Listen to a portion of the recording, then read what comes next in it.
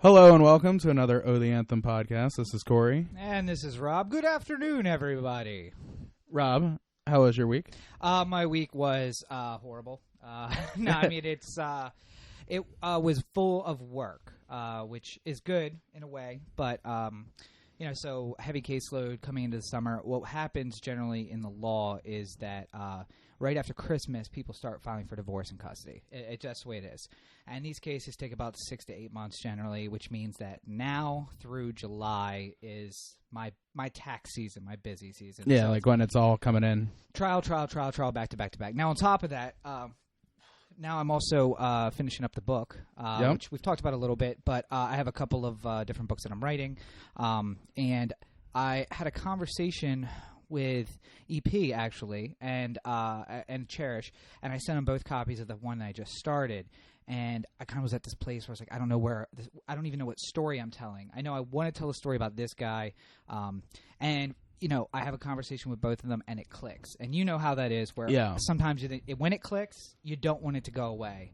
So then I end up staying up till 4 o'clock in the morning, back to back nights, just clickety clack, and I'm 25,000 words in now. I feel like anybody who doesn't write can't ever understand that. Like, so many people are like, well, I work 9 to 5, right? And as soon as 5 hits, I'm done. I'm going home and I'm getting a beer and I'm watching the ball game. Yeah, but like for when you're like sort of freelance, yeah.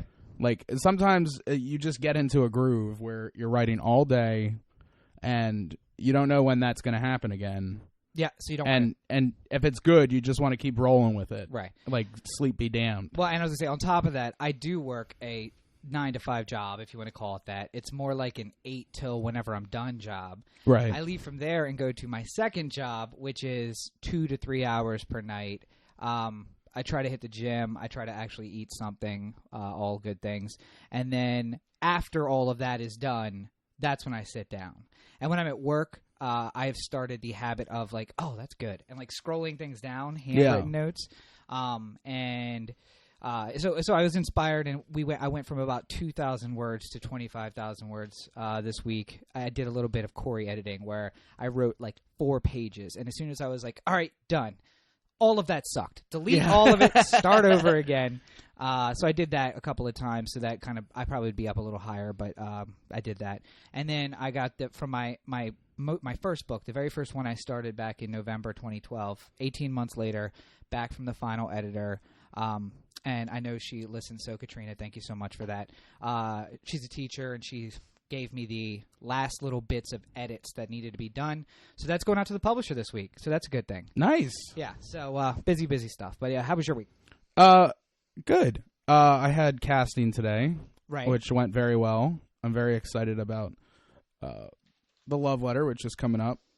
And I haven't quicker and quicker every single day. I haven't read it, but the little bit that I heard, I liked. I mean, we were just doing a little bit of the reviews of the casting, and yeah, I like the script thus far too. So. Well, I've been kind of you're not there in the newsroom because we haven't been sitting down watching the newsroom. Yeah, no. But there's in season 2 they have the red team. Okay. Which is like they keep some people out of the loop. Okay. And then hit them with it like right before they're ready to go to air. Right. So like they've gathered all the information, and then right when they're about to go to air, they bring in people who are completely blind on it. Okay. And pitch it to them. And see what they think. So I've been red teaming you, right? Yeah, and that's and waiting until like this week, where I have like an idea of the cast, and I can send it to you while I'm thinking about things that I might be rewriting to make it fit better for the people involved, right? And then get your notes and push it out there, and right, yeah. And then hopefully get that all wrapped up because end of May, right? End of May? Yep. So next Thursday, finished product. No, not next. Well, not this coming Thursday. Right. But the Thursday after. Yeah, that's that is not going to be fun. talking about 4 a.m. nights. It might. No sleep. I'm going to have to do the research on how long people can stay awake for continuously. Well, and I think because I think I might be fighting that record. 96 hours, I think, is about where you start to lose it. But because you're doing something creative, I think you should probably nip it a little sooner than that. What I would recommend is go to the Pepper School of Life and just cocaine and Red Bull, just push through 70 hours, and then Percocets, pass out, sleep 10 hours, up again, cocaine and Red Bull, straight through. See, I feel like my poor heart has already been through enough with all the Red Bull I drink currently. Couldn't do it. Could not do it. Speaking though of the Pepper School, last night, if you're wondering why my voice sounds a little bit more grizzled than usual, I know I have every week on the podcast people are like, Cory, that voice, it's just it's rugged. It's rugged. Is that? I'm not hearing that. Is that what they say? Everybody has been sending me that comment. Literally, just everybody. It's like, first of all, you already know you have a rugged radio voice, right? Yeah. So I don't need to tell you again. This week it's especially so because I was up till 3:30 in the morning celebrating. It was a bachelor party that I went to, right? And things got out of hand. Okay, but this is a unique bachelor experience, and I mean, you went to a bachelor party, but it wasn't really a bachelor party. No, well, here's the deal. So, and I love this idea, by the way. I do. We had a friend who got married today, as of recording of this podcast. Well, hey, yeah. And I wish him the best, but he stopped talking to all of us some time ago. Right. And we were pretty close, and then... And if I remember, right about the time he met the girl who he is now marrying. Shortly thereafter, but whatever. It's neither here nor there. But we said, well, we're not invited to the wedding. Nobody's invited to the wedding. Nobody has been hearing from him. But this is one of our own. This is one of our people, regardless of if he's not talking to us. Right. We need to send him out properly with the bachelor party he deserves. Right. So we just had the bachelor party without him. Which I think is an interesting concept. Think of all the fallen soldiers you've known in your life. Okay. Like the guys who are like, they meet a girlfriend and they fall off the face of the earth. Yeah. Or like, you wouldn't know anything about that. No, I don't know. No, not at all. But yeah. But the or just the people that you lose touch with. Yeah. And then you find out like, oh my God, John Davis is getting married tomorrow. Right. Like, I should have a bachelor party in his honor tonight. Well, and I think that this rises out of, and I'm talking to her, it rises out of that concept of graduation. I could not give a shit less about walking across the stage. Right. High school, college, law school, none of it. I don't care. I put in the work. I got the piece of paper. I paid a lot of money for the piece of paper, essentially. I don't care about walking across the stage and hanging or shaking the hand of the guy who is cashing my checks and building a big building that I'm not going to get to be a student in. Right. But you do it for your parents and for your family and everybody who supported you, theoretically a girlfriend who didn't support through law school. Right. But the bachelor party is for the bachelor, but it's not just for the bachelor. It's for... It's your last night of of being one of the boys, right? And not that that's a bad thing. Understandably, you have a wife now; it's a different situation, right? But yeah, so he robbed you of that. He a little bit tried to take that away from you, and you took it back. That's empowering. Yes, I'm right at the forefront. With my friends, we are right at the forefront of the male empowerment movement. Right. Yes. We haven't been getting the respect we deserve for a long time. Yeah. So I feel like this is good for us. Right. I am man, hear me roar. I think it's about time that white middle-class men really started to take their position of power. We've been held down far too long. Yeah, seriously. Like, can we get a Kickstarter going or something like that? Because let's 501c3 this. That's what I think. Now, make your tax-deductible donations to help out the white guys. We're not quite rich, but yet we're not poor, and people seem to listen to us. But I think it's kind of it's like a mocking respect. Yeah, I don't know. I don't like your tone, charity. I think it'll just be like one long. Wow. Okay, that was the whole name of the charity. No, it's like the Derek Zoolander Center for Kids Who Can't Read Good and want to learn to do other things good too. Okay, well, that's the idea. We'll just get a really long, like convolute. Like, have you ever heard a middle-aged white guy ramble? It'd be exactly like that. Okay, we'll just get that middle-aged white guy ramble. And you know what? Where he's just like, my kids, they listen to me, but I don't think they really listen to me because they keep doing the same shit over and over again. And I just want to tell them, like, yeah, I've made those mistakes, but they don't want to listen to old man. And I'm already texting. Yeah, you're like, whatever, old man. Yeah, well, and I think also the positive of that is when we're doing our pitch door to door, trying to get those donations in, people will write you a check just so you leave. Like, when they realize you've reached the end of the name, they're like, wait, that wasn't the whole pitch? Okay. That was just the name? name? Write you a check. What do you There's need? more? Yeah. Exactly. Oh, there is more. Well, and so you're on the cutting edge of that male empowerment movement. And I was going to say just one other thing I forgot is that we've also decided based on today that we will not be doing a Sunday evening recording, which is when we're recording now. Yeah. Because not until winter at least. Yeah, not until winter because I have a lot of fodder. Next week we're going to be doing a lot of stuff, but one of the things is going to be a little east-west battle about the traffic situation because you assholes are making my life ridiculously hard, and I don't need this. So for those of you who are in Maryland, tune in next week. We're going to talk a little bit about the East Coast. But yeah, so I sat in traffic for like an hour and a half of unnecessary traffic because stupid Baltimoreans, I love you, but you don't need to see the accident. Just they're rubbernecking through past the accident, and I just want to punch them all in the face. I feel like I should say this just to rile up some people to contribute for next week. Mm-hmm. But real Maryland, the part of the state that matters, right? Please join me in telling Rob that his side of the state pretty much sucks. And it's just something we have to go through to get to the beach, which should honestly just be on. Nobody's going to miss the Eastern Shore of Delaware if we just chop it off and sail.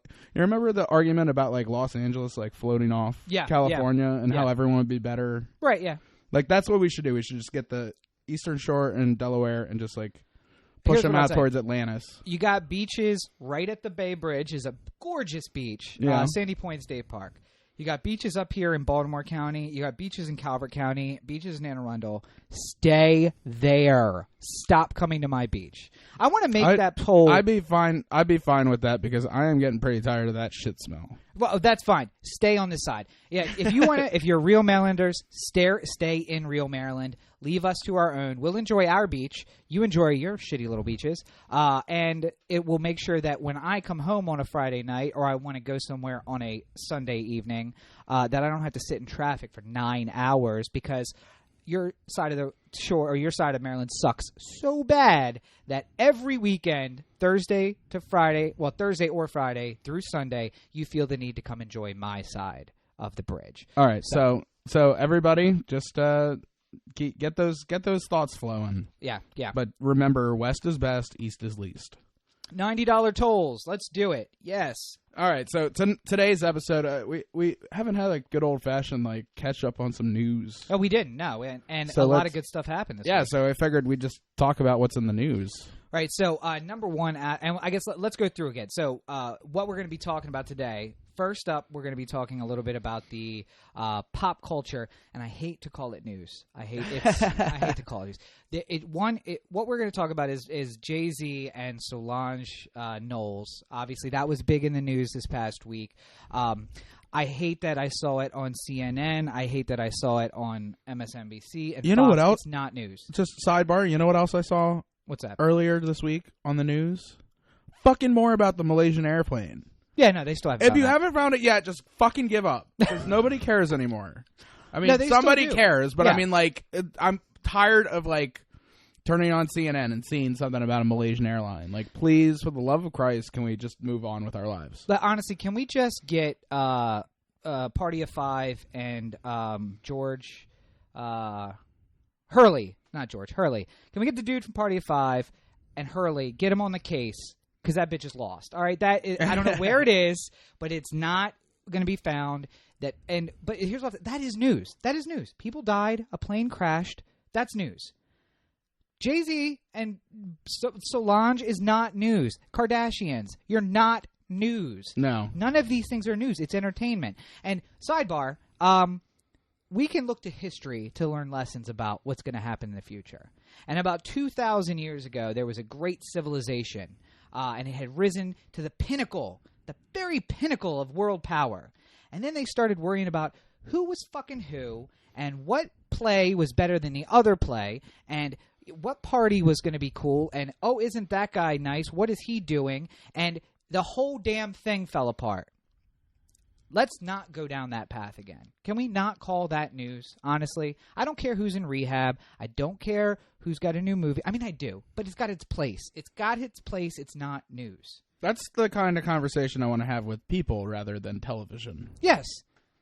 Give me the base information. Okay. Well, we provided the base information. Good. Yeah. Still not news. Put it in the entertainment section. I'm looking for that in B7, not A1. Yeah. And then let us talk about it and we'll have our opinions. Don't do the just checking in on the Jay-Z Solange situation. No new updates. We'll have more for you at 11 minutes after the hour. What? No, I don't. I don't need that kind of update. It's not news. So that's the first thing we're going to be talking. And then we're going to talk a little bit about net neutrality because that was the vote for the FCC what happened this past week. Mm-hmm. I actually had a couple of people ask me if we were going to be talking about it. So I feel like even if we weren't, which we were, we have to now. Well, I wasn't going to let this stand for another week without us talking about this. Absolutely so not. You're definitely going to want to hear me get very indignant about that. And then finally, if we have any time at the end, there was a couple of big announcements in the global warming, or what I would call the theory of global warming argument, which you would call the false scare tactics of global warming. The quote-unquote Earth is fucked. Yes. Well, there were some big announcements that, as John Oliver aptly put, are not part of a discussion because there is no discussion. And we'll talk a little bit about that at the end. So, but just to kick it off, Jay-Z and Solange, everybody has seen the video, I'm sure, got into well, no, they did not get into a fight in the elevator. A fight involves two people. Yes, and there was no well, technically I guess the bouncer got into a fight with Solange. Well, he was more just like molesting her. Right. Well, not like sexually molesting her, but like molesting her in the actual dictionary definition of the word. Well, and here's what I'll say. I have been in one fight in my life. Mm-hmm. Well, no, that's not true. I've been in one fight in my adult life. Like after you're out of school and you really shouldn't be fighting anymore. And you were there for that.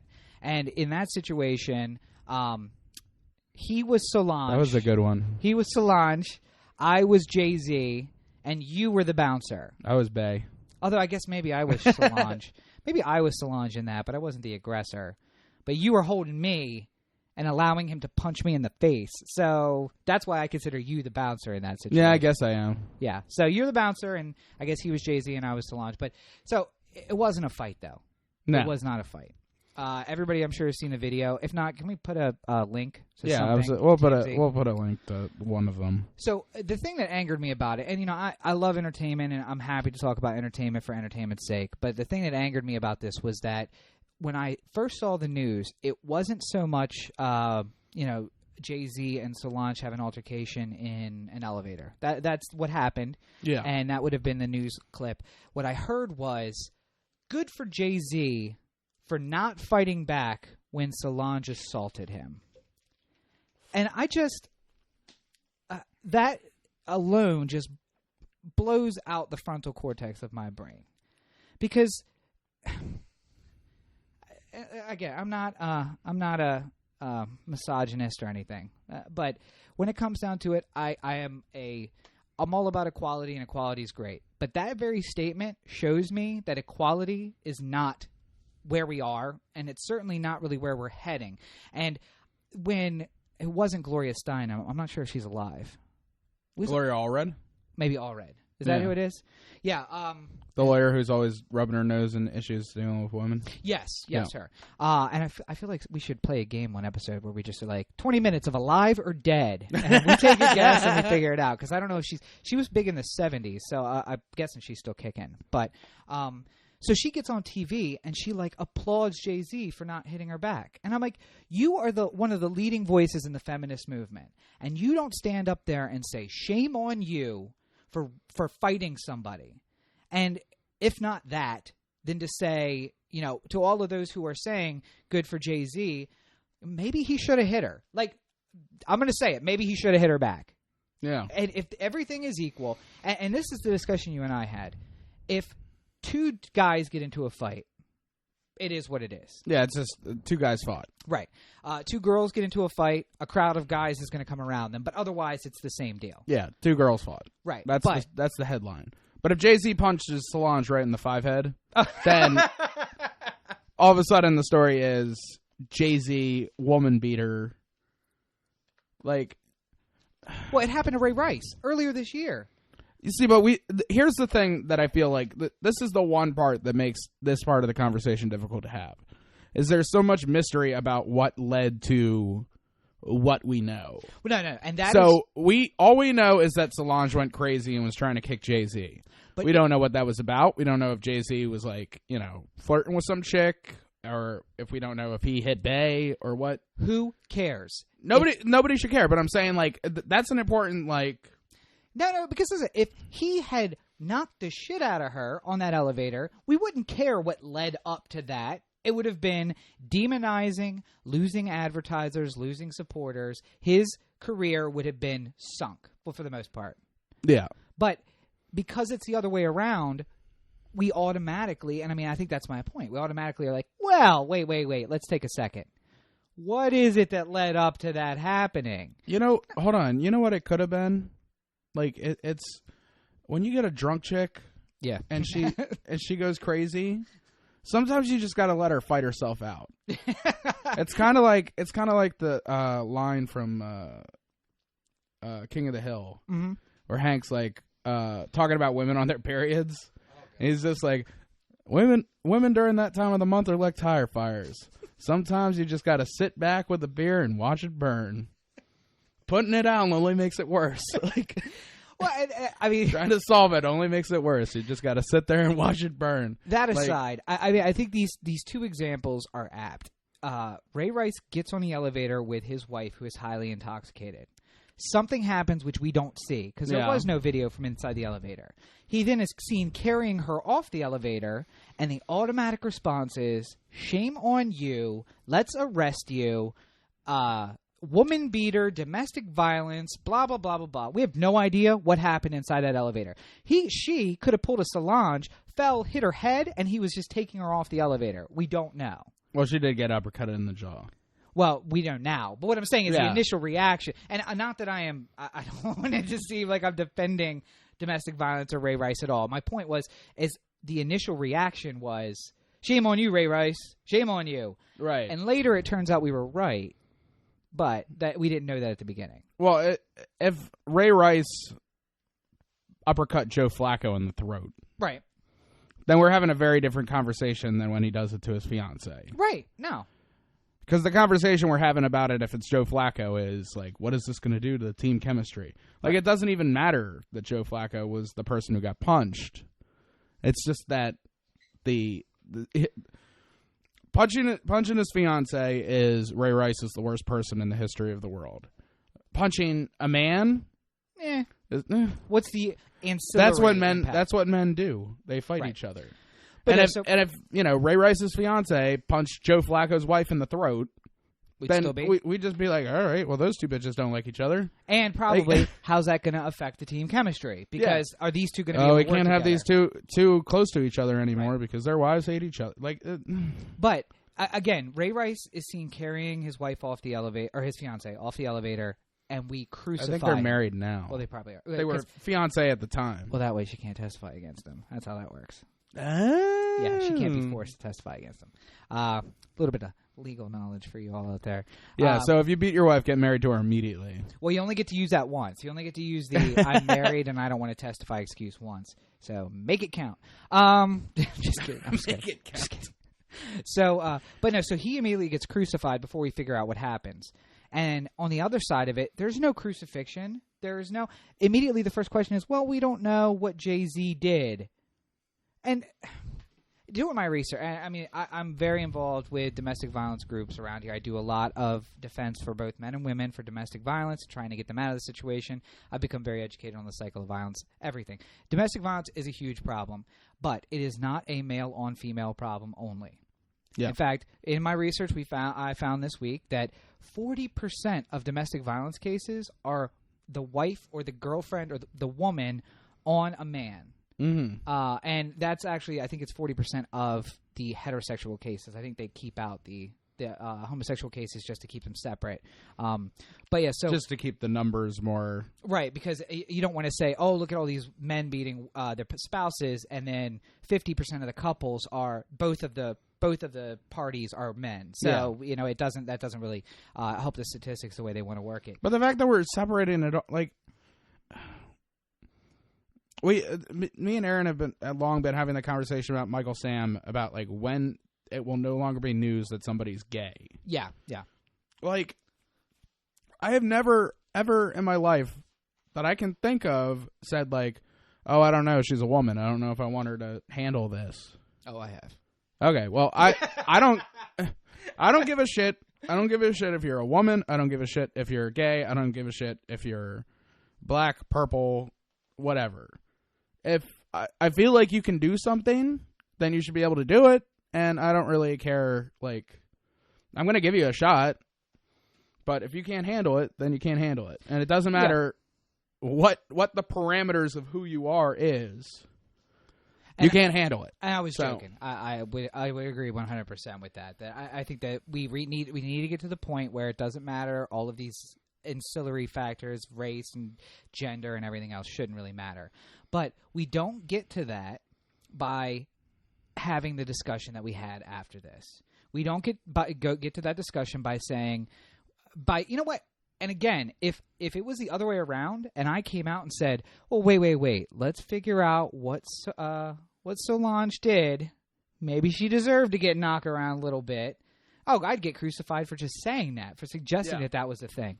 But it's okay because it's Jay-Z that we should do it. And that's just what upsets me. It's men are victims of domestic violence too. And I guess suppose that's not really domestic violence because they're not partners. No. But still it's the same mentality of an assault by a woman on a man, one, goes underreported 90% of the time.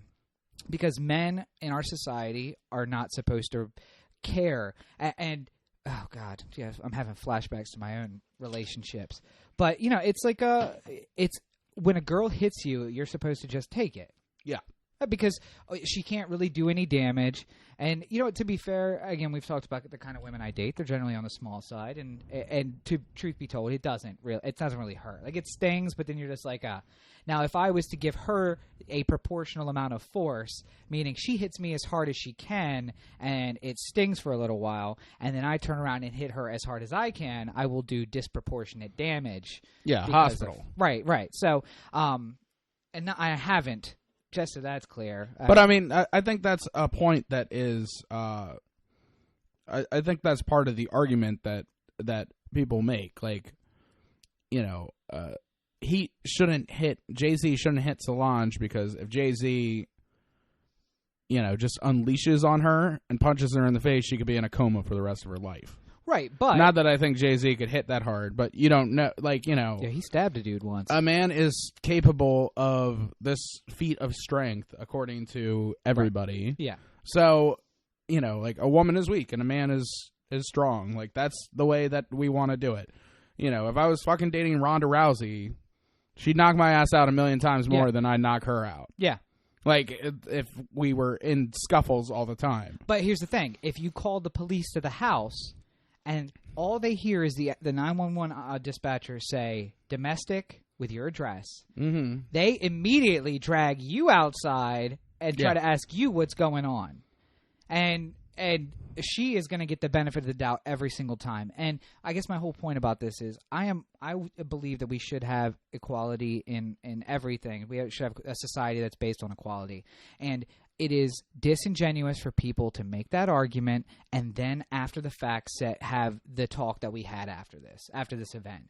If you want equality, we need equality. When a woman hits a man, it's a big deal. Whether or not she deals him any damage, it's still a big deal. It's unacceptable. If you have 2 kids, it doesn't matter. When they're in that androgynous, like 6 to 10 area where you, or maybe even younger, where like you put the girls in pink and their hair is long, and that's really the only reason you know that it's a girl. Yeah. Otherwise, they look kind of the same. They're just like clone human beings from a movie where it's just like a blank that once we put on the sex characteristics, now it looks like a man or a woman. But if you have 2 kids, you don't say, well, Maybe you do. Maybe you do say, hey, don't, my dad did, don't hit girls. Yeah. Even though most of the time the girls of my age were bigger, taller, stronger than me because they were getting to that maturity level earlier.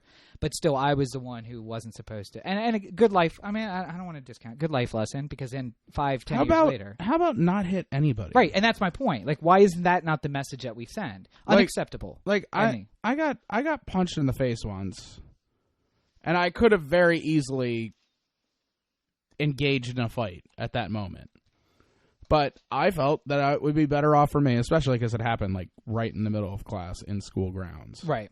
I said, hey, if I just stand here and not do anything, then I don't get in any kind of trouble.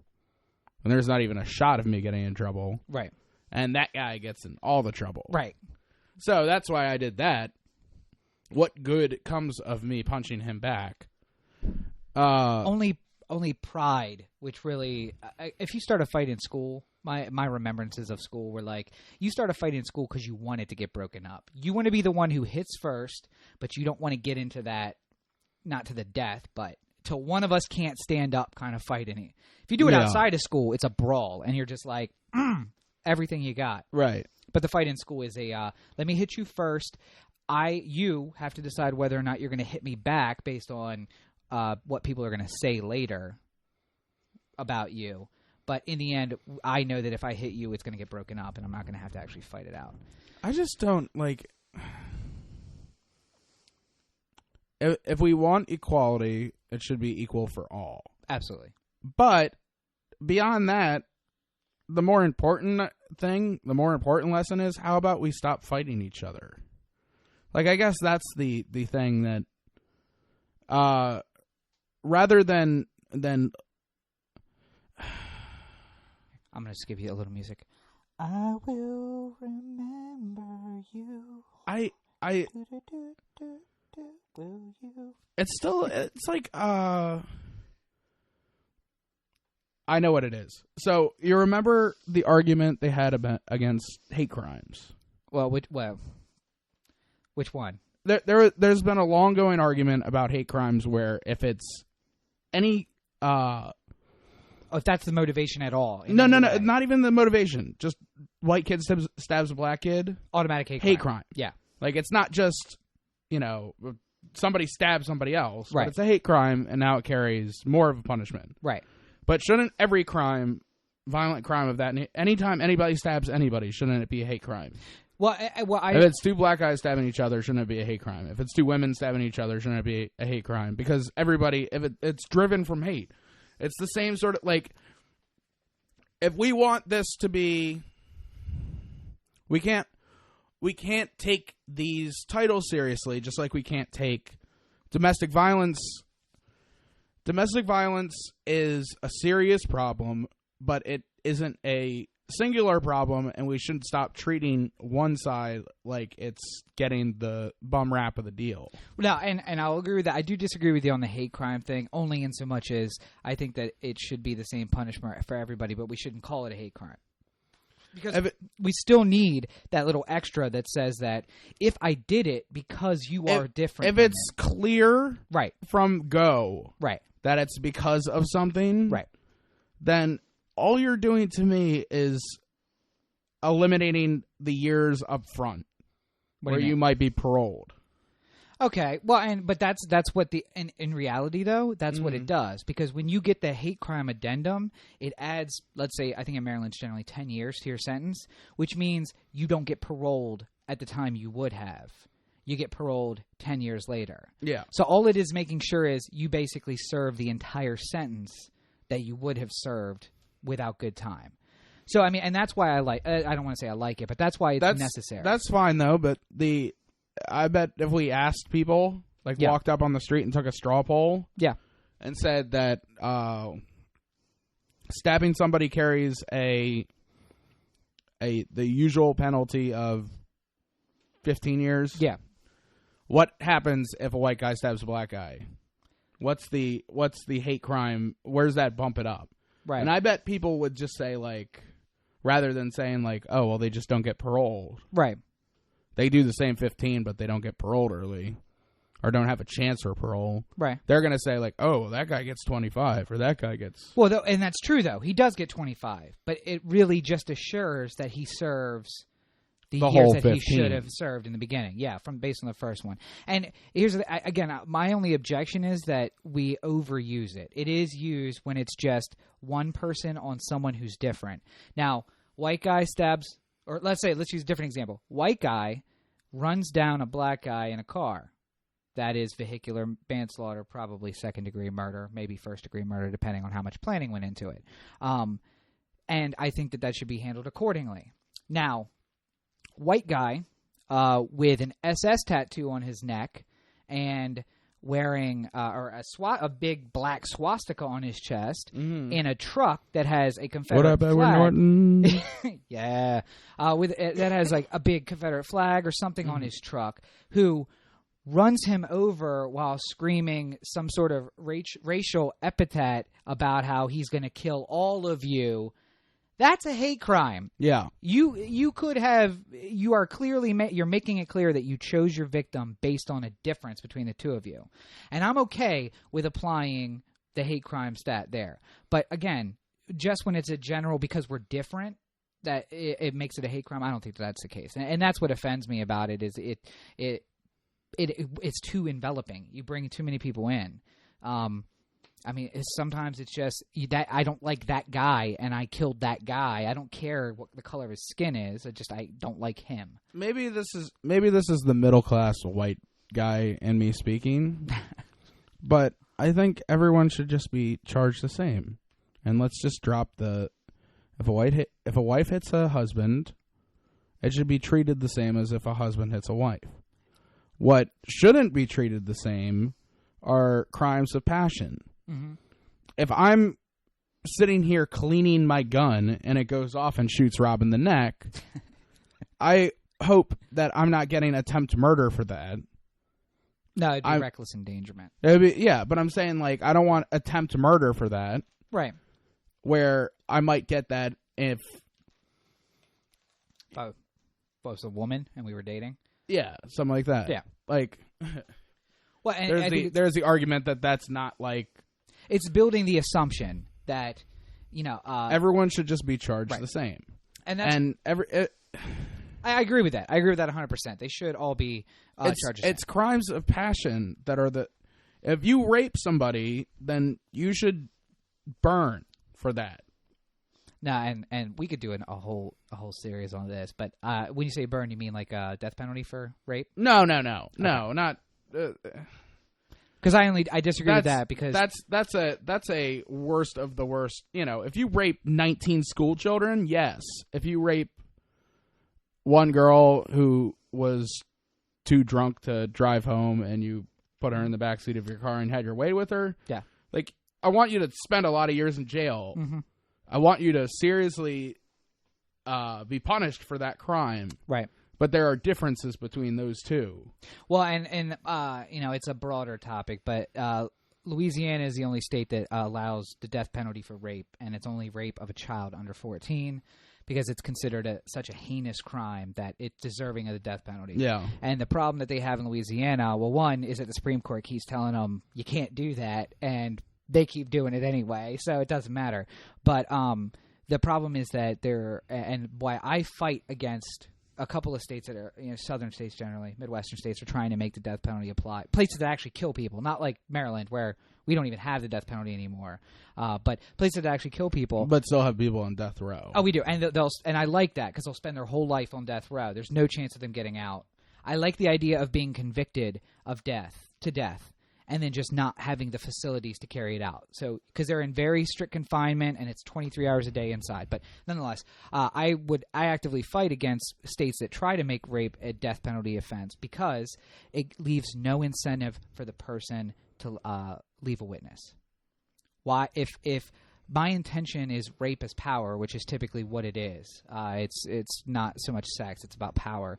And I know I can get the death penalty for rape, and I also can get the death penalty for murder. Why would I leave somebody to testify against me about the rape? Yeah. So it's a way to keep victims. It's a way to, in a very long around the corner way to keep victims alive, because otherwise the perpetrators would just kill them. I just had a thought.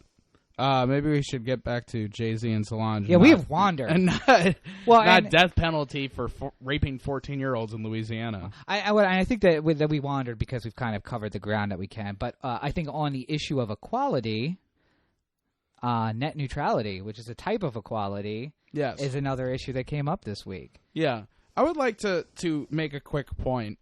I have my tablet here in front of me. This is a method for connecting to the internet for me. I have Verizon Fios. Is that what you guys have here? It's Fios. Yeah. And we are supposed to be getting 75 download speed. 75 megabytes per second? Yes. Let's see here. There's my speed test. Mm-hmm. I'm going to pull it up right now. Okay. This is going to be an important part of my argument for net neutrality. Right now, we are at 19, 20, 20.26, I thought was the highest I've seen so far. It's still pinging. It's 20-something. I saw a 2027. I saw 2027. Yeah. It's 8 o'clock on a Sunday. High traffic time. Yeah. The average is 17.35. Mm-hmm. I don't remember what the upload speed is, but, obviously it's a lower number. I like the speedometer, too. It's all the way to the right. Like, that's the max, and the max is at 20. Yeah. Right now, I can tell you for certain that I am downloading at 17.35 megabytes per second. Mm-hmm. And what was it supposed to be? 75. Yeah. So, I feel like any conversation we have about net neutrality should first start with every single person in America getting the internet that they pay for. How about that as a starting point? All right, well, let's back up just a moment, because I want to make sure that everybody understands what net neutrality really means. Okay. Fact number one, the U.S., despite being the place where the internet was created, has the slowest internet of almost any Western country in the world. USA. Much like many other things where we say, we're the greatest, we're actually not. We're like somewhere in the 20s of access to internet, which is actually lower than the 20s, and speed. If you're anywhere, literally anywhere. To be fair, we're also really bad at math. Too. And science, STEM programs in general. So maybe we just can't count. Could be that. Maybe we are getting the speed, but we just can't count it right. Maybe we're really good at everything and we just can't count the numbers right. Hey, on the that's a little on the nose. Yeah. I think we should investigate that. But so it'll be an important topic. And what do you mean I can't walk around in my tank top and the whole long charity? Oh yes, that the rambling. Charity. Just every single time it'll change his name. Point number one: we are going to re-examine science to make sure we're just not counting our numbers wrong. Maybe we are number one.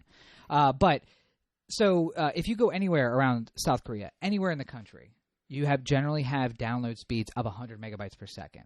Not only that, but it's cheaper than it is here. I pay for 120 megabyte download, which is, by the way, never 120 megabytes per second. I pay, I think, $75 a month, $80 a month, because I got the bundle with the TV. Yeah. And that means I am paying, and the average person in South Korea, by the way, pays $10. The equivalent of $10 American per month for internet access. Mm-hmm. Well, no, not the equivalent of $10 American. The equivalent in their currency of what $10 means to us. What $10 would be to us. Right, yeah. So it's not a direct equivalent. It's I can buy you and I dinner at McDonald's for about $10. You could buy dinner for you and I in South Korea for whatever their amount of money is. It's an equivalency, not a transfer of correct. Assets. Right. So, yeah. So, but that's the impact on your bottom dollar, that the money you make, also your purchase power, basically. So they're number one, and Europe is even cheaper, although a little bit slower, cheaper but slower. And then here we are far more expensive and far slower. The reason why I needed to start off this conversation with the on-air speed test was because right now, the cable companies are in Washington. The internet companies are in Washington. Telecom companies are in Washington. Yes. Saying that they need net neutrality because there's so much strain on the network of people going to the internet that nobody is getting what they pay for. Well, they say that we don't need net neutrality for that reason. Right. Yeah, that they want to fight net neutrality. They want to fight net neutrality because everyone being even is slowing it down up for consumers. All right, so let's go back over a little bit of what it is. The first neutrality in telecommunications law, here we go, history lesson. You ready for this? 1868.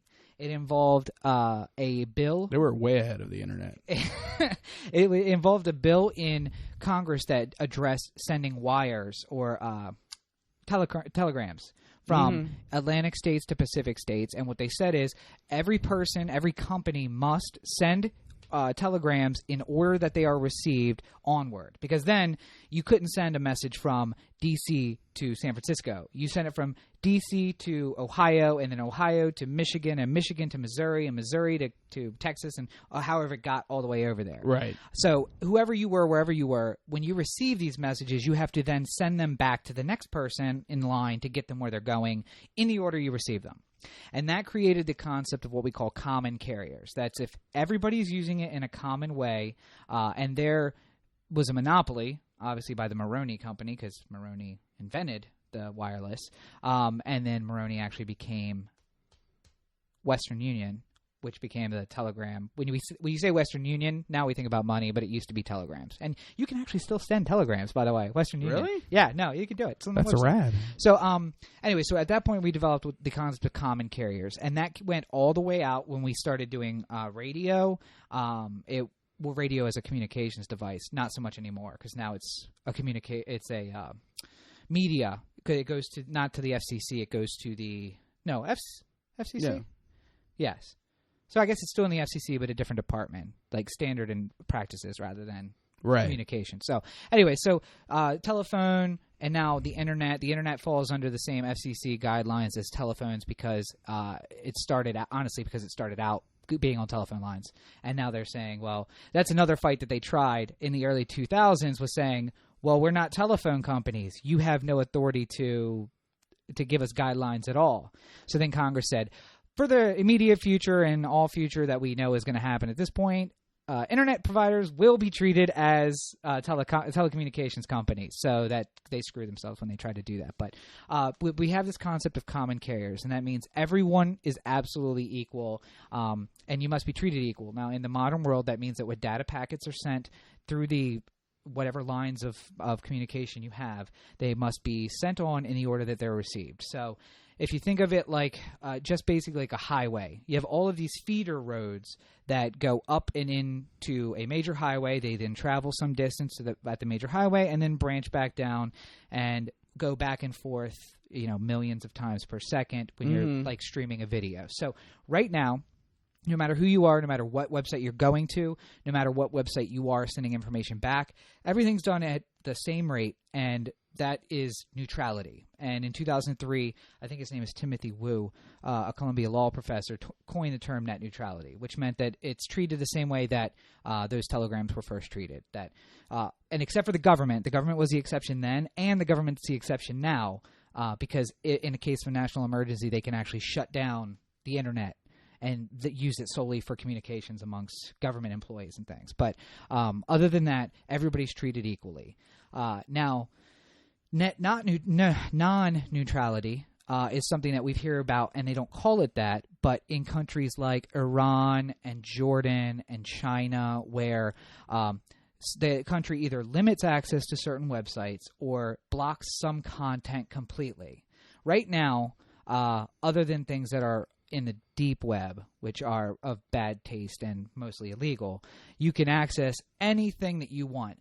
If you want, and I know the websites are out there because I wrote a paper on it, if you want to be on a message board, speaking of non-equality in another way, of white power, racist website, you absolutely can. And you have as quick access to that website as is available to me going to Netflix. Yeah. In other countries, that's not the case. And even some countries you wouldn't suspect. The European countries actually limit access to those kind of materials.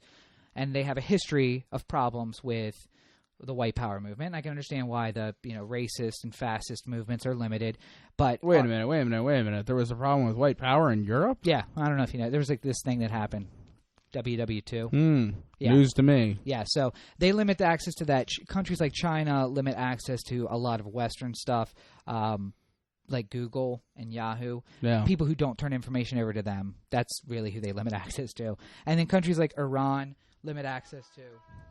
Oh, party foul. I forgot that was even here. So we're going to have to cut that out. If anybody, no, let's leave it in. I don't give a shit. If anybody's wondering, that's my ringtone for my phone. When Ariel's magic happens. So anyway, so countries like Iran cut out generally Western material in total because they don't want their people to have access. North Korea is the same way. They don't want them to have access to Western news media. In Arab Spring, they started cutting down access to Twitter, Facebook, social media because that was the way that these young people were protesting and organizing everything. So that's non-neutrality. What we are talking about in America is a version of non-neutrality, which the FCC ruled on. So I guess the brief history of that case is that the FCC about 10 years ago, 2003, 2004, passed a rule that said net neutrality is what we're doing. Everyone has equal access. You can't change that. And then I believe it was a lawsuit led by AT&T, but joined by a couple of other common carriers, challenged that all the way up to the Supreme Court. Supreme Court came back and said, you didn't do a proper rule creation period, so you have to go back and make a real rule the right way. And that's what they're doing now. And on the 15th of May, they passed down 2 rules, one of which says we keep net neutrality in the way that we have it now, which is everybody's equal, common carrier. Yep. The other rule is not as restrictive as some places, but we create a fast lane and a slow lane. The slow lane remains a common carrier, and if you purchase premium services, you may have access to the fast lane. Already, the carriers have started talking about making it not one fast lane, but multiple fast lanes where... multiple tiers of fast lanes. And within the rule that was proposed, that would be allowed because the rule is so broad. All it says is that you can basically have a tiered access schedule. The idea of the rule was to have 2. But in practice, it seems as though there will be probably dozens where if you are Netflix, and here's where the problem comes because I watch a lot of Netflix, and I love the idea that if you're Netflix, you can pay premium service, and you will have the fastest service always. So when I go to access them, the feedback I get from Netflix will always be at the top speed. And here's the problem. I'm about to launch into my rant. Go ahead, rant. But no. I just need to touch on this one regarding Netflix specifically. We're all happy that Netflix would be willing to pony up to get to that next tier. Right. Because we all enjoy Netflix. But if the Anthem decides to get into the media streaming game... Why would we do that? It's not like we have any... Yeah, we don't have anything... I guess we don't have any product, so... Yeah, no, so... But if we wanted to get into like a heavy media streaming game, then we have to pay more money to do that. And we can't afford it like Netflix can. Right. And now you're pretty much just limiting what you're able to get. And so speaking specifically about content, which is kind of one side of the equation, we can talk about user access in a minute, but that's the big problem for content. I have been, over the last year, designing a social media type website, and we are looking to do beta testing this fall finally. But what it comes down to is if that tiering is up, there will never be a new Facebook. Facebook took the place of MySpace, which took the place of Friendster, which took the place of something else. But that was allowed because of the net neutrality. It will lock in whatever is existing right now to say you will have very little competition because startups can't afford the capital investment to go to the higher speed. So there will never be, a new Hulu. There will never be a competitor to Netflix. There will never be most of these social networking websites. There will never be any competitors to them. It really seriously limits content creation. Now, their justification for it is, that's because, it's good because we'll be able to create better content. Because if Netflix can guarantee me that I will always be streaming super fast, I will be willing, theoretically, to pay more for it. And when I pay more for the service, they create better content. They produce better content that I can get instantaneously at a higher speed. But that means that there will be no new content. All right, here's the rant. You ready? Go for it. Hit it. We, the people, need to come together collectively, much like we did when SOPA and PIPA were a thing. Mm-hmm. And first of all, call cable companies out on their bullshit. Telecom companies out on their bullshit. And say that you are not working in the best interest of us, because without this regulation change, you already have proven that you're not doing that. 75 to 17, which I just proved on the podcast here. Lies. You are all the worst people, scumbags in the history of the universe, because we are the people who are paying for an upgrade in service and we're not getting it. So why should we ever believe that you're going to be fair and forthright with the companies that are going to be paying for premium service? And where is the accountability when it doesn't happen? If I come home after a long day and I want to watch something on Netflix, I want to watch 15 episodes of Law & Order SVU on Netflix in a row, and it's not the fastest thing, who do I call? Do I call Verizon and say, hey, I thought Netflix was supposed to have a deal where they're always fast, and it's super slow today, and it's laggy, and it's not in HD, and what the fuck? Like, Verizon is going to pick up the phone and be like, oh, I'm sorry, your service is slow, Mr. Baker, but why don't you switch to the other carrier in town you can go with? And who is that? Oh, nobody. Oh, nobody. Okay. Yeah. Yeah, I have one choice. Or I could go with some, like, weird-ass, like, Gazelle. old lady, like, switching lines internet. Wait. That's Baltimore 556. I've got you. Hello, yes. Okay, yeah, Baltimore Connecting 775. Kansas City. Connecting. Yes, exactly right, yeah. That lady running the internet. And then Netflix sucks on that. Right. So,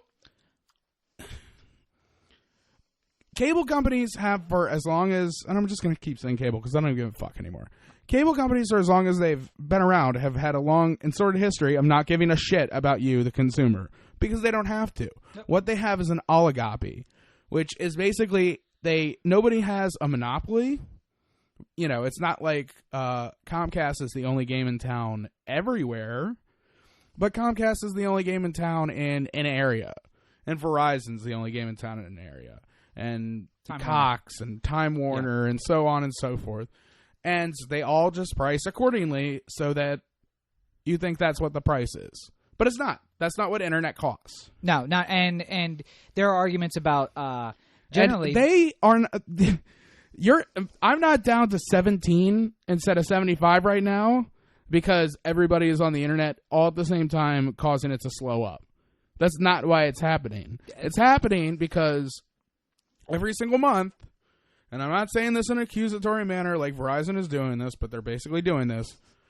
Every single month, they're slowing down your internet speed and seeing if you complain. Right. And if you don't complain, then why? Why even bother speeding it back up? And, oh, by the way, if you call and you order their premium, Comcast, maybe not Verizon, but if I upgrade to X1, I'm guaranteed 200 megabytes per second rather than 120. And that's only going to cost me an extra $100. Right. Which, by the way, isn't net neutrality on the user end, but we have so much a focus on the creative end. How about this as a general rule? Anytime a cable company says something out loud, we just collectively say no. You are not allowed to have an opinion anymore because you have proven to be wrong. There was an episode of South Park where they were talking about white supremacists. Yeah. And the argument, like somebody broke into the group and said, hey, every single time we say something, people know that it's wrong and disagree. So why don't we just say the opposite? Yeah. And then everyone would be like, oh, man, if the white supremacists feel this way, then we can't feel this way. Right, yeah. Yeah. telecommunication companies are like the white supremacists. We no longer give a shit about what you say, and we're pretty fucking tired of dealing with your bullshit. I just feel like we need to have a real moment just amongst ourselves. Just close your eyes, put on some Enya, think about what the internet is to you. Enya? Whatever. Really? It's calming and relaxing. Okay. Put on anything that calms you down. Turn off the lights. Turn out the lights. Put on. Light a candle. We're going to have to pay for all these songs that you're singing. No, that was 10 seconds, and nobody knows. We didn't identify the song. That's how you can get around it. Oh, there we go. Yeah, the problem is when you DJ it in, or when it's the music and the artist, so it's easily identifiable. Do you know what song that was? Don't say it, but do you know what song that was? Yes. Oh, okay. Well, yeah. Baby making mixes from when I was 10 years old. Or 10 years 15, old? 15. Or 18. What? 18. Okay. 18 with other people who are 18. Yes, absolutely. Never below. Wait. Actually, I think I said it wrong. I'm pretty sure that's not the lyric, so we're okay. It is the right lyric. Is it? You remember when SOPA happened and all the names that were on the supporting SOPA list? Like, I don't know, Dutch Ruppersberger. Yep. As an example, who was a co-signer on that, as well as a co-signer on the National Defense Authorization Act, which is part of a large reason why the NSA is even more stupid and nasty than it was since the Patriot Act. He's a Maryland legislature, right? Yeah, right here. What district? Where we're sitting right now, we're in his district. District 2? Yes. District 2, Maryland District 2. Your current representative, by the way, elections are this November, voted both for SOPA and PIP. Well, no, SOPA was the Senate. PIPA was the Senate. Oh, SOPA was the SOPA, Congress. The National Defense Authorization Act, which means that they can black bag you and send you to Guantanamo if they suspect you're a terrorist, which is a whole other topic, and a slew of other very similar. So just keep that in mind when going into and not just here. Dutch Ruppersberger doesn't like you very much. That's basically. But as soon as he gets outed, as soon as everybody says, "Hey, isn't SOPA like pretty much the worst thing ever?" Yeah. Then he goes, well, I never really supported this. Yeah, my name was on the co-sponsor list, but come on. Like, you know, I was just seeing if you guys were paying attention. I wasn't going to vote for it. You know Dutch loves you. Right, yeah. You know Dutch, you wouldn't do you wrong. And hasn't there been an election since SOPA? I feel like that was 2012. I don't think there has. Oh, good. Well, so it's your first opportunity to let him know what you think about that. And Andy Harris in District 1, and everybody except for the guy in District 6 who now doesn't have a district anymore. So I hope Andy Harris falls on a banana peel and then into a wood chipper. Not literally, of course. Not hypothetically. Well, that happens, and it's his own fault. I guess I can't blame you either way. So. Yeah. What, are you going to arrest me for being a prophet? Well, and here's what I'll tell you. Check out foundingthefuture.blogspot.com, and I actually have a post on there from it was last year. It was last year. That says, why I hope SOPA and PIPA passes. And I genuinely hope that it does pass. In fact, I was encouraging the National Defense Authorization Act, because at this point, we just need to Thelma and Louise this bad boy off the cliff. Just take it to the hilt, off the cliff. We have to burn down the house to save it. I almost feel like we need to just not pay attention to this whole net neutrality thing, and let the telecom companies have their run on it. Yeah. All the people who are on the voting of the FCC. Yep. Who are being paid by telecom companies? Oh, no. Actually, they are former CEOs of the telecom companies. Okay, so they're currently not being paid, but they were once being paid by telecom companies. And when they're done their 5-year stretch, they'll go back to those same telecom That's companies. an important thing. But listen, they're not currently being paid. No, they are absolutely not. The house that they live in now was at one point paid by telecom companies, but not currently. To be fair, they have retirement packages because they did retire from those positions, and they take. So they still get some back end. Well, no, it's a retirement. It's not. They're not getting paid. It's an investment account that now is paying them, but it's certainly not a check from that company. No, it's a check from a retirement fund, which they paid into. And they ignore that. Then once they go from the private sector back to that company, that they then will once again be paid by that company. All right, so let's recap. It's all on the up and up. Let's recap. This is the net neutrality argument in a nutshell. The telecommunications companies do not give a shit about you. No. The FCC is filled with people who were at some point part of a telecommunications company that are now fighting against net neutrality. Yeah, and now, quote unquote, fighting against. Yeah. And third, politicians are trying to get reelected, so they're going to say whatever the fuck you want them to say to get your vote. Look at the record. The records are clear. I think right now it's a perfectly good time to call up Old Dutch and say, hey, or whoever your representative is. And even I'm if just you're not assuming Maryland, whoever. I'm just assuming that every single person who listens to this is living in Towson at the moment. Right, yeah. But call up your representative and feel free to say, listen, if net neutrality is if this goes through as reported, then I'm just not going to vote for you. Yeah. And this is the issue that changes my mind. Just and you know what? You can call every single week. You can call the office. You can call every day. You can call every hour. Could do, yeah. And every single time you call, you could say, this is the issue that if you don't agree with me on, then I'm not voting for you anymore. Because they don't take down a ledger of names. Nope, they don't. They don't say, oh, Rob has called 57 times this year. There's 57 calls. With 57 different topics. Yeah. He's the whoever's manning that phone says, we have gotten a shit ton of calls about net neutrality. Yeah. I don't think that you should be on the side of the telecommunications companies on this. And it's like, oh, well, I need to get elected in a couple months, so why not? Right. Well, and then they have to decide whether the check that they get from AT&T or Verizon or Comcast or anything else is more important to them than the vote in the booth. Because in the end, they can pay to get reelected, but each one of you have to go in and press a lever, or I guess push a screen one way or another to get them reelected. All the money in the world doesn't matter if they can't get the vote, and the vote's it's important. And I also want to be clear that the vote at the FCC has nothing to do with your legislators, but the only reason the FCC has the ability to make that rule is because the legislature, the Congress in this case, and the president as the executive have given them no direction about what they should do. So if before the rule is passed, Congress was to have a piece of legislation about net neutrality outlining the rule and send that to the FCC, they would cancel the rulemaking. Well, no, they wouldn't cancel. They would continue the rulemaking process, and at the end they would say, well, we've just wasted our time because Congress has now legislated in this arena. They've instructed us about the rule. This is the limitations of our rule. That's it. So it's not that it's at Congress now and we need to address it. It's we need Congress to do something before the FCC sets a rule that we can't get back out of. Yeah. And I want to touch on one other or two other things really briefly about I want to touch on something just because I'm feeling fiery. Go ahead, hit it. Fuck telecom. Okay, well, there's that too.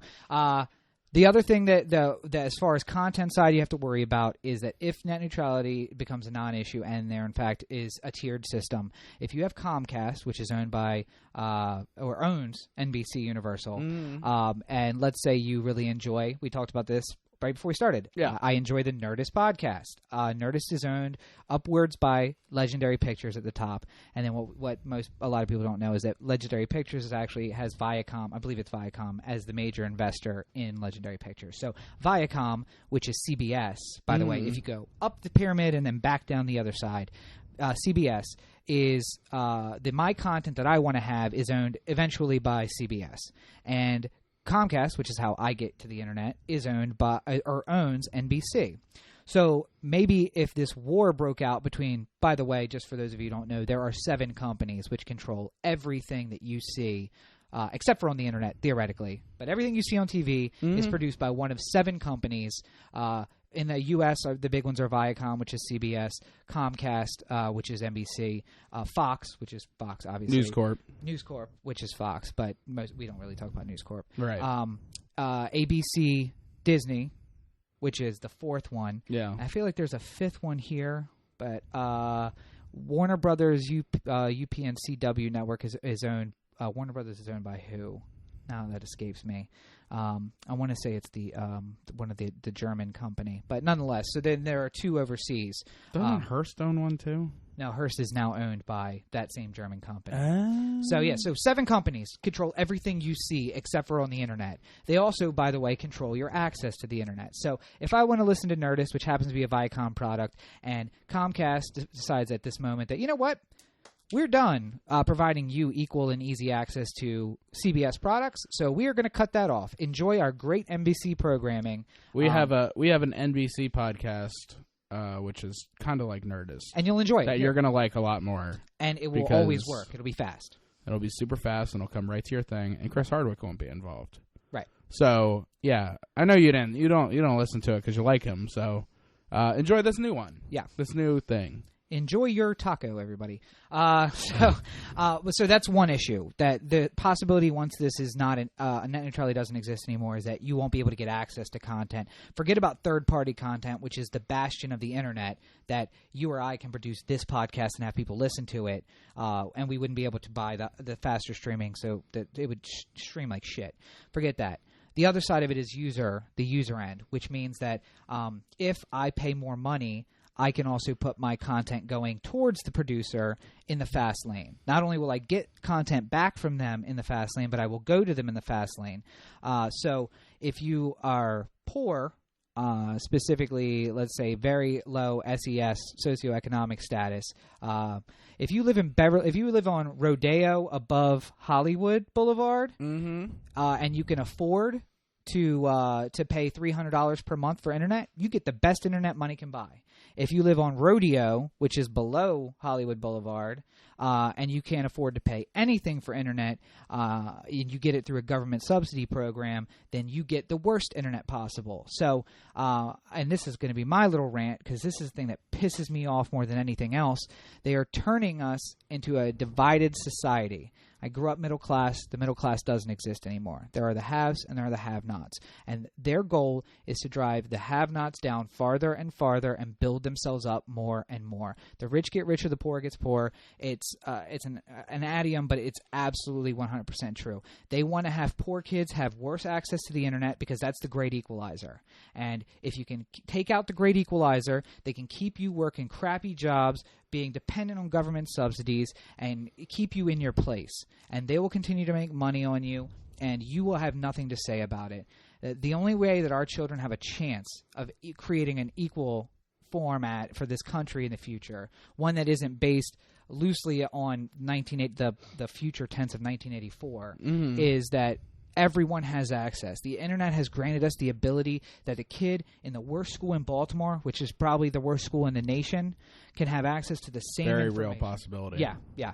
Or Detroit, a kid in the worst school in Detroit, or Baltimore, or Philadelphia, East St. Louis, Philadelphia, any of these cities can Memphis. have the same access of information as a kid at the best school in Beverly Hills. And the net neutrality on the user end is absolutely necessary to do that, because if those who are of lower socioeconomic status don't have equal access as those who are rich, the divide will keep on growing. And I hate it, and I imagine in my head when you were talking, when you say fuck telecoms, like that moment at the end of Fight Club, like burn it down, blow it up, let it go. It's the same thing. They're turning us into slaves.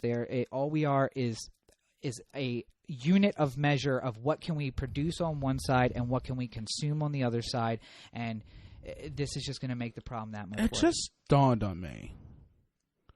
Imagine we had a group around. Yeah. And we had 10 cheeseburgers. Yeah. We had 10 people and 10 cheeseburgers. Yeah.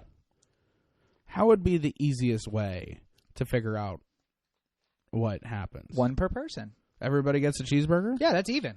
Well, Corey's fat, so he wants 2 cheeseburgers.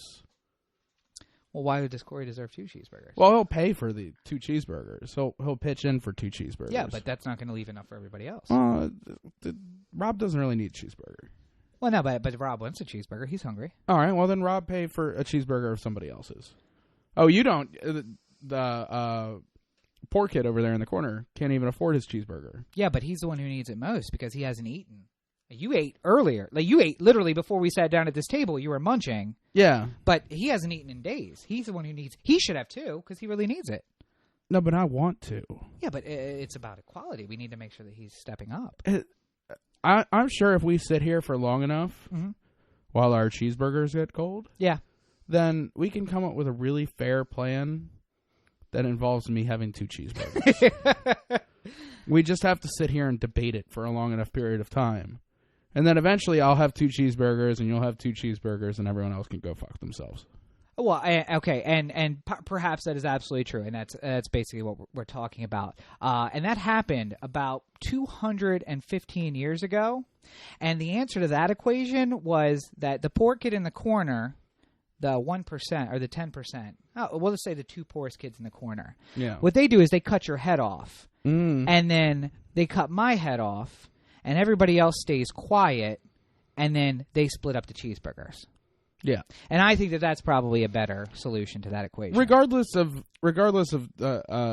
where we were going to go with that whole cheeseburger debate. Yeah. What's the easiest, fastest way to solve that problem? Everybody gets a cheeseburger. Everybody gets a cheeseburger. Yeah. What is, as soon as we change anything in that equation, it becomes immensely difficult to figure out. Correct? Yeah.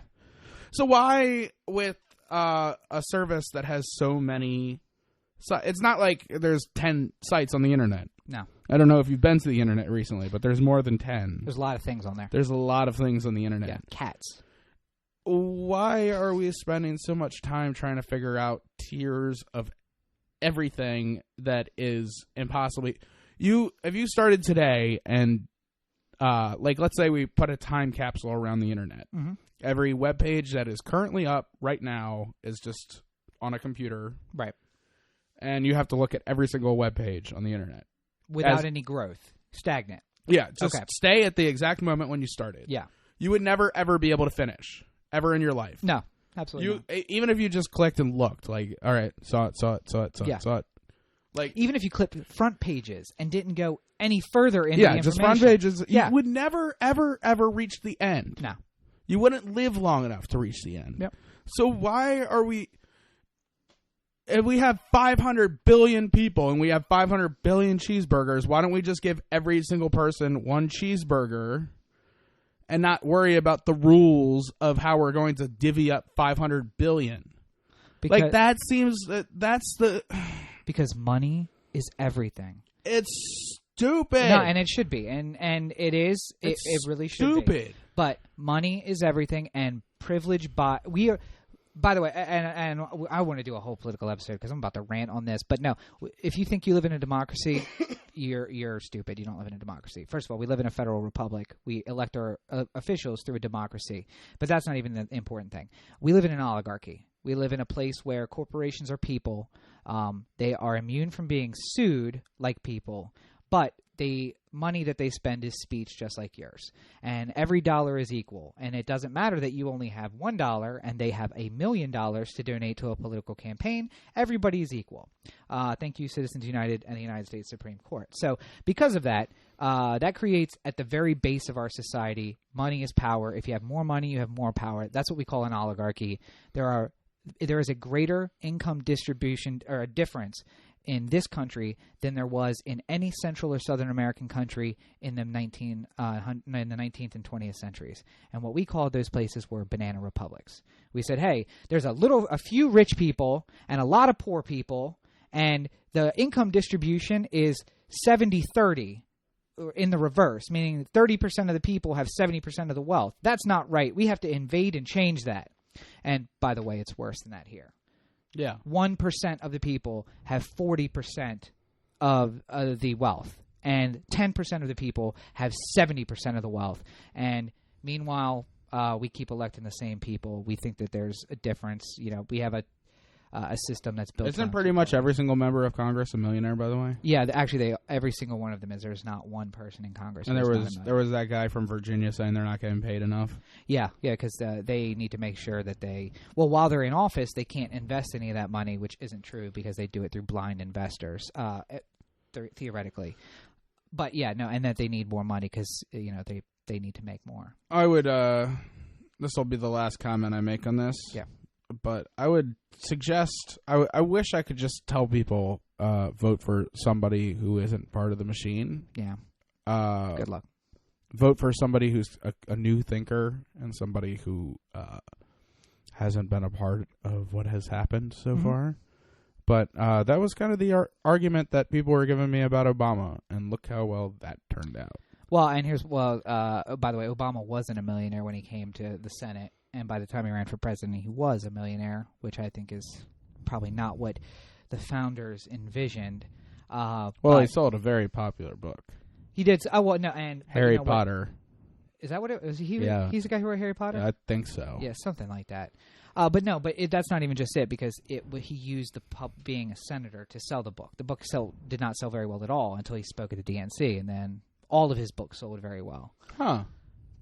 And maybe that has nothing to do with being in the Senate. I think it has a lot to do with being in the Senate. Thomas Jefferson wanted term limitations just for that reason. You farm your whole life, you leave the farm, you go for 2-year terms in Congress, and then you go back to your farm. I feel like everybody who is in elected office should live in government subsidized housing. Mm-hmm. I'm not saying you have to live in the projects like, poor people. But, Wait, are you saying that the government subsidized housing we provide for our citizens is not good enough for those who are in Washington? It should be. But in reality, we're just going to take out 7 blocks right around the Capitol of $500,000 graystones and give them to. But how about this? We buy a bunch of houses. Wait, there is subsidized housing right near the Capitol, though. They just have to go down 5 or 6 blocks. They can find subsidized housing. Something tells me that's not going to work. Okay. Because a lot of people who have been arguing against gun control will all of a sudden be arguing for gun control. No, wait, I think it's the other way. People who have argued for gun control will say, "Do you live in my neighborhood? I need a gun." Do you know what it's like? Do you know what it's like? Right, yeah. No, I don't have money for a dice game. Why are you playing dice on the floor? There's a green felt table around here somewhere. I'm sure of it. Go into the back of that little establishment over there. That's a bar. There's a table we could play dice on. Wait a minute. You mean to tell me that you are gambling and not giving any percentage to the government? How long has this been going on? Seriously? I trusted you guys. Ugh. Are you selling single cigarettes without the mandatory 40% tax on them? How dare you? Wait a minute. That one cigarette that you sold is 50 cents? And you took a profit. You took a huge profit on one cigarette? Yeah. But the government didn't get any of that. Guys, as the government, I'm pretty disappointed in you. You should be telling us about this shit. Hey, listen, Koch brothers, can you come in here and teach these guys how to do business? Oh, probably not the best example because But no, you're only a thief if you make profit on a 50-cent purchase, not a $50 billion purchase. You steal $50 billion, you're a businessman. You steal 50 cents, you're a thief. That's how that works. You know what? I'm pretty tired of talking about something that means something. Yeah. Like all this conversation about things that actually matter. Mm-hmm. Yeah. Is bothering me. Okay. It's upsetting me. Do you want to talk about Solange again? No, I think we should talk about something that doesn't matter, like global warming. Oh, jeez. Segue. Okay, so yeah, obviously Cory and we are running a little long, 124. So let's. I'll say this: a lot of what we could talk about on global warming, let's put in the show notes. I'll send you the links and you can put it in there. Okay. But basically, give me your 2-minute position on global warming. Go. 2 or less. All right. Well, we have a lot of scientists who say that global warming is a thing. And I am one to agree that people have had a negative influence on the environment that surrounds us. However, I also know that scientists at one point said leeches were the best way to get rid of disease. And that was disproven. And scientists have also been ones to say that the Earth is flat, which is also proven not to be true. So I just feel that there is something that has been scientifically proven is that throughout the course of human history, before any kind of interference by people, there has been swings in climate, the temperature of the Earth, the temperature of the ocean, all of these things. And right now we're going through a higher patch than normal, maybe in part because of human interference, but if it goes down in 20 years, are we just going to say we're wrong like we have throughout the entire history of the scientific community? Are we going to say, oh, wait a minute, the Earth isn't flat? No. Sorry. Are we just going to... That's the thing. I'm not against science, and I'm not against the idea of taking care of the planet, and I'm not against being better for the planet. But I also think that we should stop with this science is always right, because science isn't always right. And a lot of science, especially if you look at things about like secondhand smoke or third-hand smoke or fourth-hand smoke, which are actual things, apparently.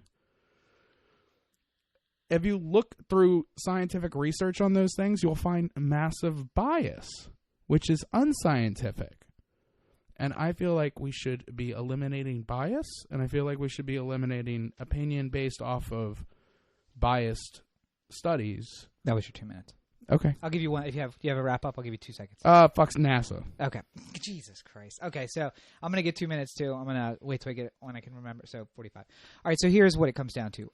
The people who said Earth was flat was the church, not scientists. The people who said the Earth was in the center of the universe were the church, not scientists. People who said that leeches would take out disease were barbers, who were doctors at the time, and there was no science. Now we have actual science. We have observation, the scientific method.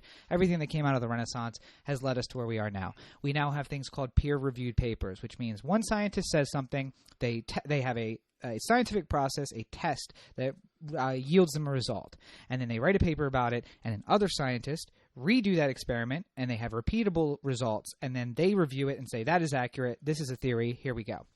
97.1% of scientists agree that global warming is a fact. It is a fact. It is not a discussion. It is a fact. The Earth is getting warmer, and it's going to have impacts on it. I will agree with you that the Earth goes through warming and cooling trends. The Earth goes through these warming and cooling trends because the Earth itself produces greenhouse gases, and when they produce more greenhouse gases, the Earth warms. When we produce less greenhouse gases, the Earth cools. That is how it works. That's the historical process. We can agree that that's true. If that is true, when human beings come in and produce more greenhouse gases in 1 year than the Earth typically creates in 100 years, we have to also agree, using the scientific method, that the humans are having an impact on it. And when we have, in 100 years, we produce more greenhouse gases than the Earth would produce in 1,000,000 years, and we see the impact of that, then we must also agree that that is a fact. There is no discussion. It's the end of the table. It's done. Now, what we must look at is the impact of it. And here's what I'll say, I guess, in return. If I've said this to you before, if you are right and the global warming is not true, then us addressing the problem by reducing carbon footprint and reducing emissions and doing all the things that we really should do to be good custodians of this Earth that God gave us, if we do it and you're right, no harm, no foul. If we don't do it, if we do what you say and I'm right, we lose the only place in the known universe, not this continent, not this state, not even this planet or solar system, in the known universe where human beings can survive. We are the species that has destroyed the planet. And other things will survive, but human beings will not be one of those things. We will go into the record books along with the dinosaurs as an extinct species, and we'll start over. But if we do what I say that we should do, and we address the problem, and it turns out that you're right, no harm, no foul, and the Earth is just better off for it. So why not do it? Why not address the problem that everyone, there is no discussion, it is a fact, global warming exists. If that is the case, then let's address the problem the best way that we know how. And more importantly, if Bill Nye, the science guy, says that there's global warming, drop the mic. Boom. That's all I have to say about it. Bill Nye, come on. I like Bill Nye, and I like the idea of taking care of the planet, because I think it's important. And I feel that we should just be doing this naturally. Because I don't like pollution, and I don't like when it gets hot. And I feel like if anything can be done to bring down the temperature, even 1 degree, I would be grateful. And here's and not to call you ignorant, but that's the ignorant mentality, that global warming doesn't mean it always gets hot. Global warming means that winters get colder, summers get hotter, the storms get stronger. We have more hurricanes towards the poles in the last 5 years than we had in the preceding 30 or 50 years that we've been keeping records about it. The storms are categorically getting stronger. We're getting 4s, 5s, and 6s rather than 1s, 2s, and 3s. what we have with the 97.1 that you brought up, by the way, percent of scientists who agree with global warming? Percent of scientists. Yes. Yeah. That is what we call a leading question. Okay. Because 97.1% of scientists believe that global warming is a thing. Mm-hmm. What percentage of those 97.1, not just the 100% in general, but what percentage of the 97.1 think it is a massive factor? That human interaction? Yeah, is a massive. The 97.1 number is that human beings are the cause of global warming. Not just that it exists, but that human beings are the cause of it. No, it's 97.1 think that they are a factor. Okay. So what factor do they play? Is what factor does bubblegum on the sidewalk cause to decline of a city? That's still human. That was still human. No, but I'm saying we're coming up with all the reasons why Detroit failed.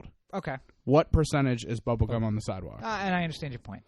If 97.1% of people say bubblegum on the sidewalk is bad for Detroit, then are we initially thinking that bubblegum on the sidewalk is the reason why Detroit fell? No. Because if you ask people how much do you think that contributed and nobody says anything, then you go, oh, okay, well, it's something that everybody hates, but they just don't say anything about it. Okay, can we control how... Oh, murder. Everybody thinks that has had a contribute. Oh, well, okay. I guess that's the question we should be asking. Okay. How much has it contributed? Can we control how much greenhouse gases are pumped out by volcanoes?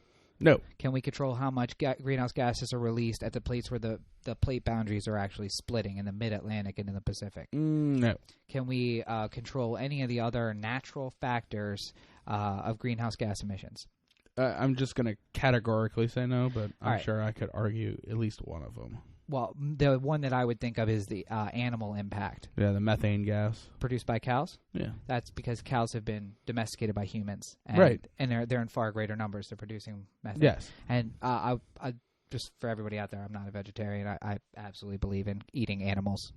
And if, I'm going to go have a cheeseburger later. So it's not about that. It's that human beings have an impact. Can we control the amount of greenhouse gases pumped out by cars? Yes. Factories? Yeah. Cigarette smoking? No. You can't control that? No. Okay. All I'm saying is we control what we can control. Even if everyone agrees that 1% of Detroit's problem was gum on the sidewalks, and that's all we can control, shouldn't we control that? Maybe that makes the difference. If it's 1% and we can't control it, then what's the point in spending so much time? Because what if that 1% makes the difference? What if that 1% keeps the city together rather than falling apart?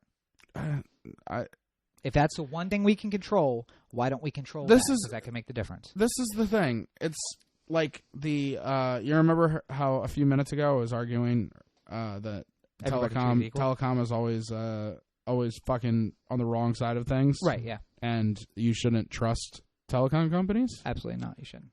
Well, how about let's not hear the word scientist and assume that it's 100% always correct. Okay, well, let me just correct that then. It's not 97.1% of scientists. It's 97.1% of peer-reviewed studies support a human factor in global warming. So do you know what percentage of people think that litter bugs should be punished? Much less than that. No, I'm saying it's overwhelming. It's like 85%. Oh, well, yeah. Think that people who litter should be punished. I agree. Do you know the follow-up question? What's that? How much should they be punished? I don't know. $100 fine? $1,500? I give. How about $15? Yeah. That sounds fair. Okay. All right. $15.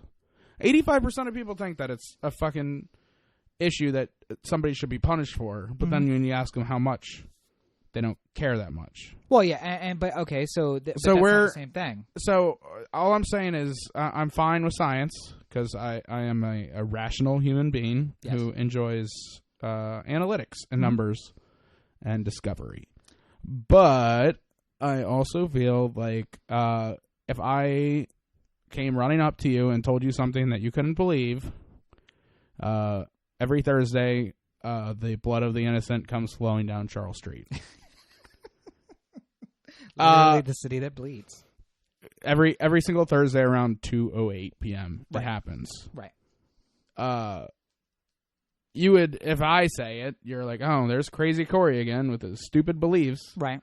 If board-certified scientist Dr. Baker says it and somebody else agrees, then it's profit. It's the rule. That's the... Yeah. If 97% of all of the scientists available in the world said it, I would absolutely believe it. Well, that's because 97.1% of the scientists in the world who went to visit Charles Street on a Thursday saw a man lying in the middle of the street, gunned down, and blood flowing.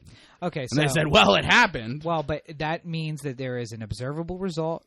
There is an observable factor that we can observe and we can test for and we can repeat. And if it doesn't repeat, it's not a fact. But global warming is a fact. And here's the most... Global warming is a fact. But humans being a major humans contributing to it is a fact. I just don't think that it is the number one issue, and I feel like my perspective is the same as yours on net neutrality. If everyone agrees, why are we even fighting over it? Let's just do what we need to do to address the problem. Not everybody agrees.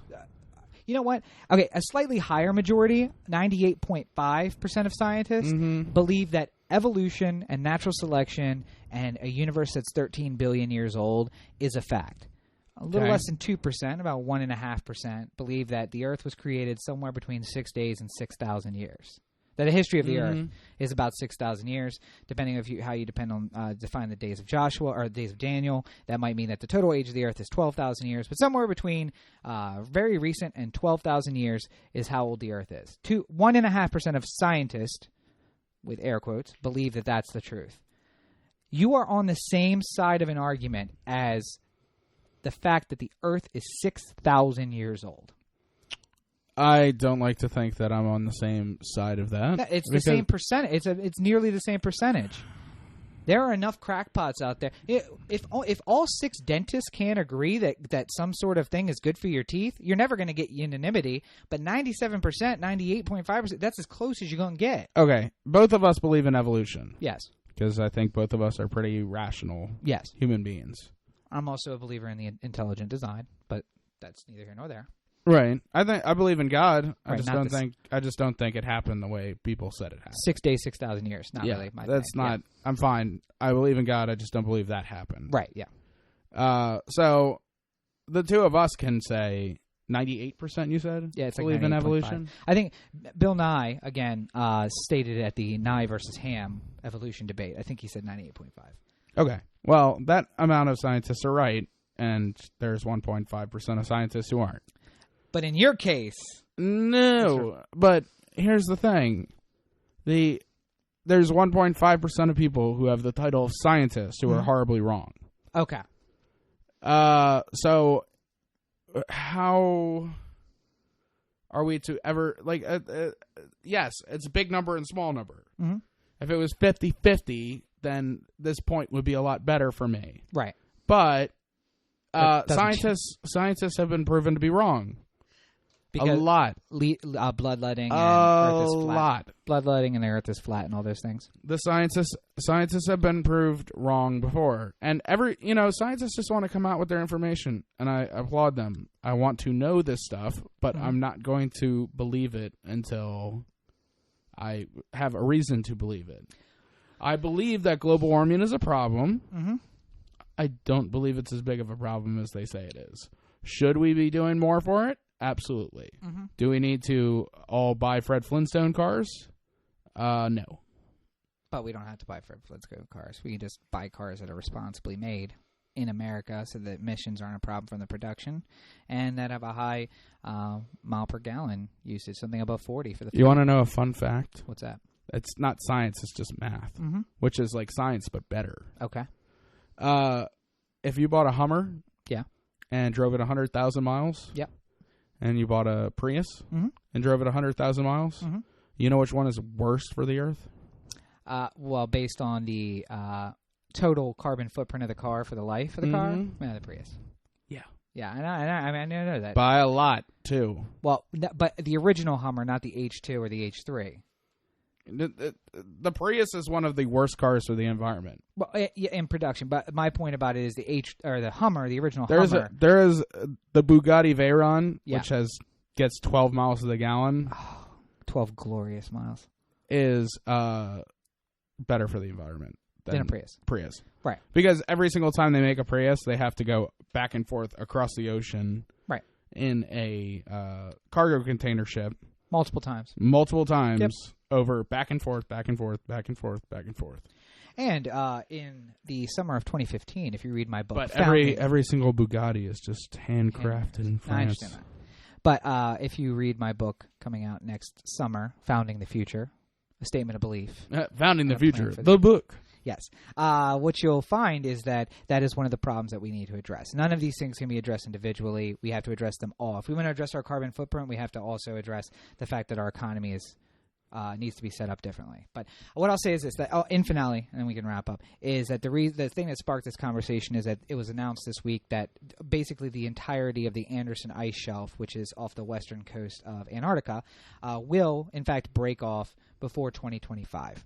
When it does so, it will begin a massive, quick melting process, and by 2100, sea levels will rise, not slightly by inches, but in the next century by 4 feet, which is greater than what we had thought it would rise by 2500, which was 3 feet by 2500. In fact, it'll be 4 feet by 2100. 73% of human beings on this planet live within 4 feet of sea level. So that means that we will displace 73% of the human population of this planet because we have been careless in one way or another, whether it's a small factor or a big one. We have been careless with our roles as the protectors of the planet that God gave us. So I would like to, my finality statement Yeah.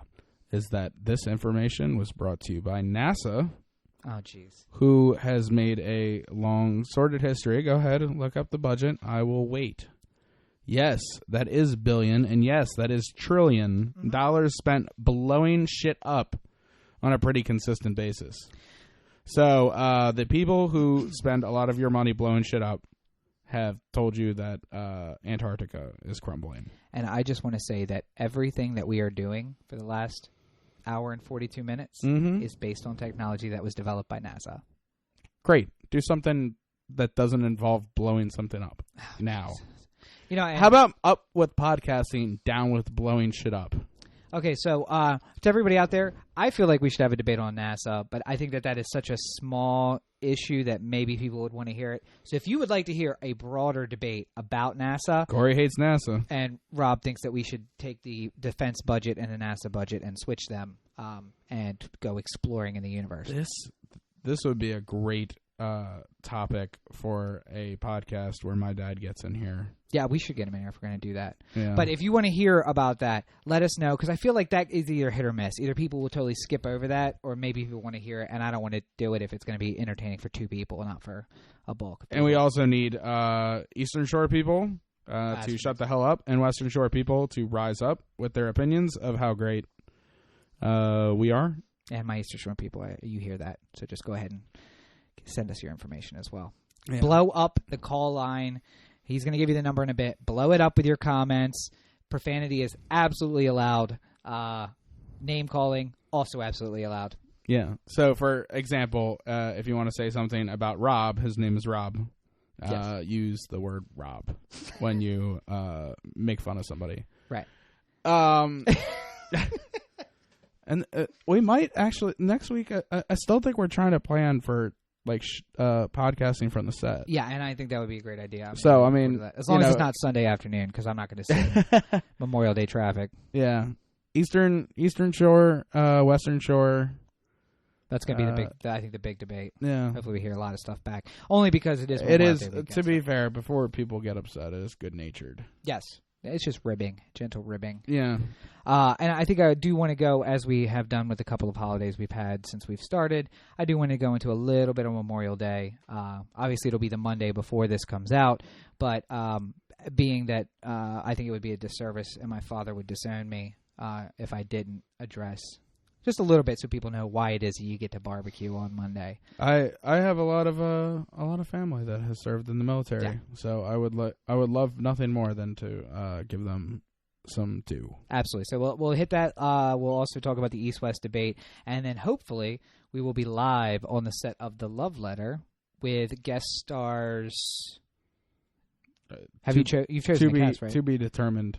Right, but who are the stars? I mean, not that they're definitely going to be here, but who are the stars of the show? Well, I haven't confirmed anything yet. Oh, okay, that's right. As of recording. Right, that's right. By the time this is released, yeah, that information may have changed, but I don't want to preemptively. So hopefully we'll be live from the set. Somebody very talented.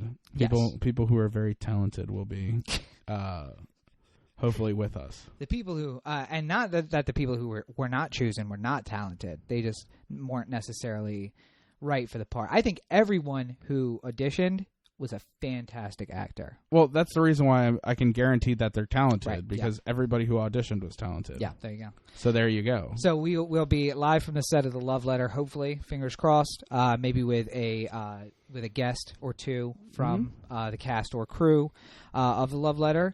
And the topics, as we said, we'll talk a little bit about Memorial Day and a little bit about The Love Letter, obviously, because that's what, and meeting the cast, and you'll have an inside line when you watch the movie about the actors that are playing the part. And then, of course, the big East-West debate. So everybody, and for those of you outside of the F state, take that back. F state represent. F state. And then a dirty mid. What up? Yeah. To throw back to college. But so we'll have a little good-natured East-West debate about the sides of Maryland and how you're ruining my side of it. So everybody look forward to that. Make sure that you hit us up on all the social networks. You can find me on Facebook, Twitter, Tumblr, Instagram, everywhere at Robert N. Cheek. And you can check out my blog at foundingthefuture.blogspot.com.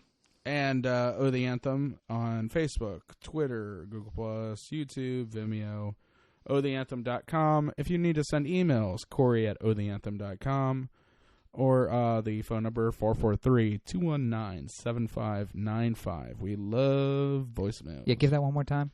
443-219-7595. Yeah, so call and let us know. And as you've heard from previous podcasts, we will play you live unless you instruct us not to. So go ahead and give those calls in. Yep. So for Cory. Oh, Jesus. Are we going to do this every single week? This is not how it's... So you would say, my name. You would say, for me, this is you.